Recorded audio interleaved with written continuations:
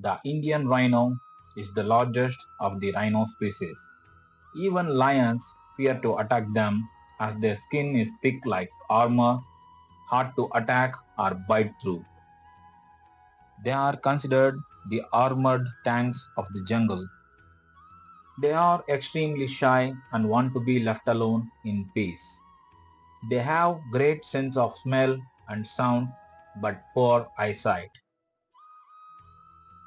They run up to a speed of 55 kilometers per hour. They bluff charge to scare us away and charge if agitated.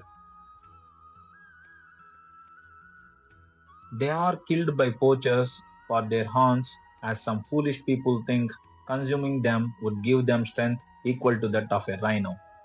To prevent them from poaching, wildlife veterinarians cut off their horns, but if infected, sadly that kills the rhinos too.